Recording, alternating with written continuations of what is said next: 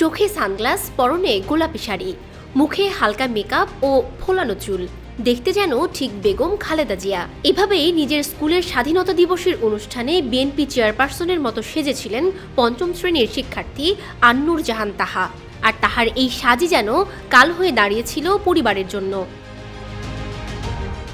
নড়াইলের লোহাগড়া উপজেলায় 2023 সালের 26 মার্চ স্বাধীনতা দিবসের অনুষ্ঠানে শিক্ষার্থীরা ভিন্ন ভিন্ন রূপে সেজেছিলেন, যার মধ্যে কেউ বা সেজেছিলেন সাবেক প্রধানমন্ত্রী শেখ হাসিনা সাজে, আবার কেউ বা সাবেক স্পিকার শিরিন শারমিন চৌধুরীর সাজে। তবে লক্ষ্মীপাশা দি লিটল সেইন্ট ইন্টারন্যাশনাল বিদ্যালয়ের শিক্ষার্থী আন্নুর জাহান তাহা সেজেছিলেন বাংলাদেশের প্রথম নারী প্রধানমন্ত্রী বিএনপির চেয়ারপারসন বেগম খালেদা জিয়ার প্রতীকী সাজে,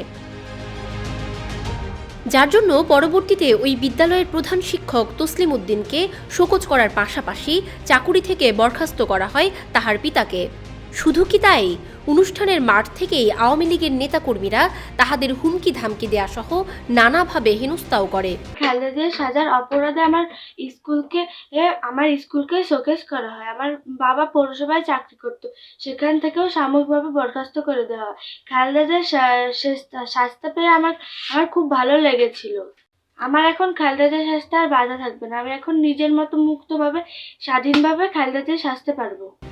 এ বিষয়ে জানতে চাইলে তাহার মা হালিমা আক্তার জানান, তাহার সেই সাজের পর বিভিন্ন সময়ে ডিবি পুলিশ তাদেরকে হয়রানি করেছে। সেই সঙ্গে চরম বিভীষিকাময় সেই দিনগুলোর বর্ণনাও দেন হালিমা। অনুষ্ঠানের স্থান থেকেই আমাদের আওয়ামী লীগ নেতাকর্মীরা খারাপ ব্যবহার করা শুরু করে, হুমকি ধুমকি দেয়।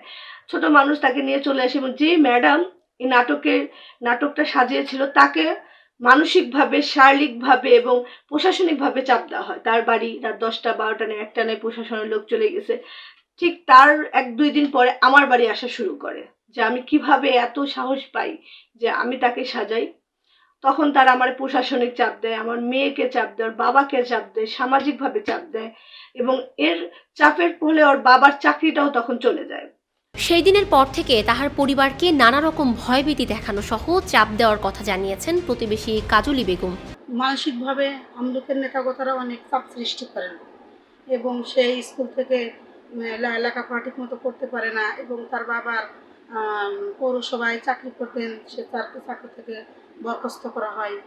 এদের পরে অনেক একটা দুর্দিন আর কি শুরু হয়ে যায়। এদের প্রশাসনভাবে চাপ আসে, আমলকি থেকে চাপ আসে, বাচ্চাটাকে এমনকি ঠিকমতো বাড়িও রাখতে পারে না, ওর মা চাইলেও ফ্রিভাবে ছাড়তে পারে না। এদের অনেক একটা সমস্যার ভিতরে এরা থাকে।